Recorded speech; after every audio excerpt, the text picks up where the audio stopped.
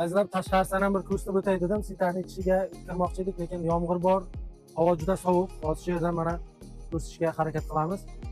Orqangimizda mana ko'rib turganingizdek mana bu rezidans bo'ladi. U orqa taraf park degani, ya'ni dam olish maskani. Keyin klinika, universitet u tarafda. Mana bu mana mehmonxona nimasi va o'rta nima turgan торговый center, bu taraflar ofis bo'ladi.